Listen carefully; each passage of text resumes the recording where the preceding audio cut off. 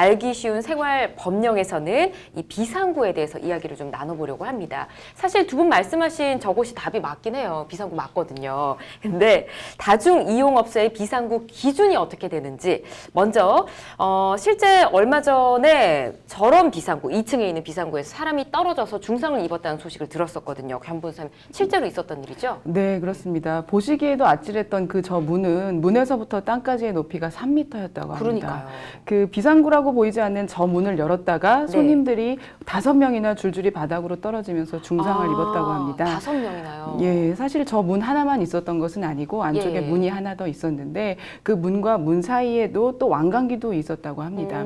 이제 그럼에도 불구하고 뭐 추락 위험, 비상시에만 이용 이런 문구가 있었음에도 네. 이분들이 술도 취하셨고 다툼도 하시면서 네. 이 문구를 보지 못하고 문을 열었다가 인명사고가 난 것으로 보입니다. 그렇군요. 네. 몇 년 전에도 이런 기사를 본 적이 있는 것 같습니다. 네. 그렇게 보면 이런 일이 처음은 아닌 것 같거든요, 오 변호사님.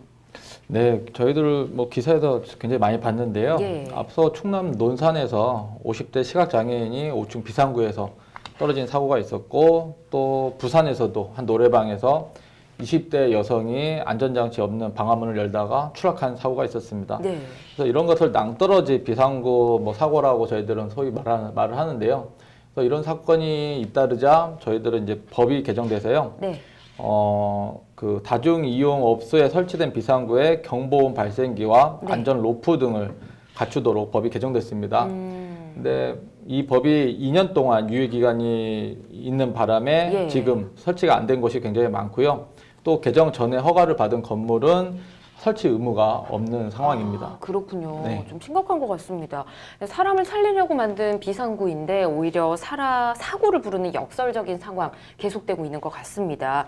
자, 우선 다중이용업소가 어떤 곳이고요. 또 비상구 기준이 어떻게 되는지 자세히 좀 알아보도록 하겠습니다. 권 변호사님 알려주시죠. 네, 다중이용업소라는 것은 휴게 음식점, 단란 주점 영업, 유흥 주점 영업, 또 비디오물 소극장업, 그다음에 복합 영상물 제공업 등의 불특정 다수인이 이용하는 영업 중에 화재가 발생하면 생명, 신체, 재산에 큰 피해가 우려되는 그런 상황을 하는 영업을 말씀드리는데 네. 다중이용업소의 안전관리에 관한 특별법, 그 특별법 시행령 2조에서 어떤 영업을 이 대상이 되는지 정의하고 있습니다. 네. 그런데 이제 다중이용업소 비상구 설치 기준을 좀 보시면 그 동법 시행 규칙에서 정확하게 구조에서 정하고 있는데요. 이 비상구 설치의 입법 취지는 어느 비상구가 어느 쪽에서 보더라도 양방향으로 피난이 가능하도록 이렇게 만들고자 그런 것이 주된 취지인데요.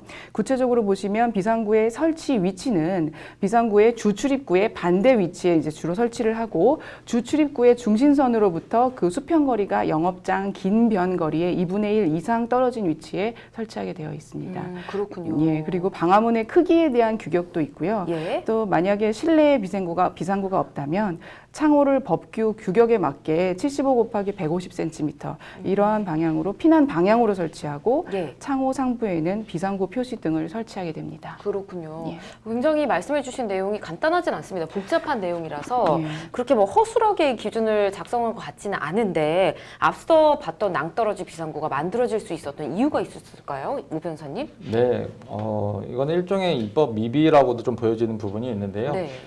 다중이용업소 안전관리에 관한 특별법에 따르면 그 노래방들은 아까 말씀하신 것처럼 양방향에 대피로를 만들어야 됩니다. 네. 근데 그 중에서 이제 5층 이상 같은 경우는 이제 출입문 외에 보행이 수월한 피난 계단을 연결된 비상구가 있어야 되고요. 네. 그러나 2층에서 4층까지는 피난 계단까지는 만들지 않아도 뭐 왕관기 등만 있으면 괜찮습니다. 네. 그래서 안전을 위한 계단을 설치할 의무가 2층에서 4층에 대한 업소 분들에게는 없기 때문에 이런 일들이 발생하고 있습니다. 아, 그렇군요.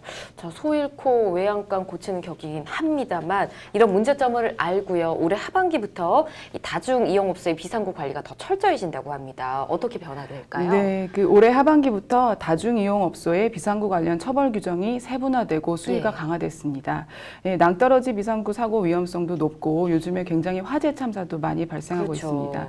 그래서 전국적으로 이에 대해서 책임 소재를 명확히 하고 대비를 보다 철저히 하기 위해서 이 기준을 좀 강화한 것으로 풀이되는데요.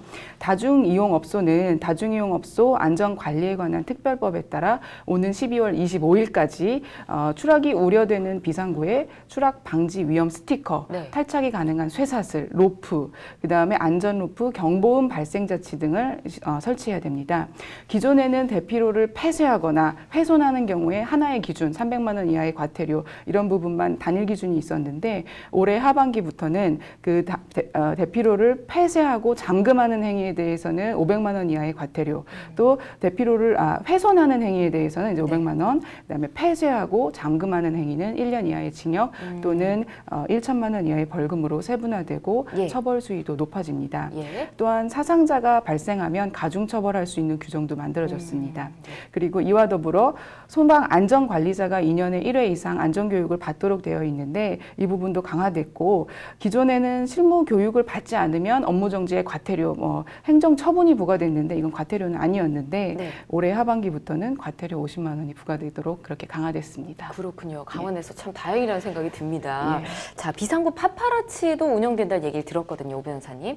네, 맞습니다. 그래서 아까 말씀하신 것처럼 그 아파트 복도나 비상구 등의 그 출입구를 훼손하거나 폐쇄한 경우에는 그 건축법에 위반이 됩니다. 그래서 이런 행위를 불법 행위라고 규정을 해서 이를 신고를 하면 뭐 상품권도 주고요, 현금도 주는 그런 신고 포상제 제도가 전국적으로 속속이 생겨나고 있습니다. 예, 알겠습니다.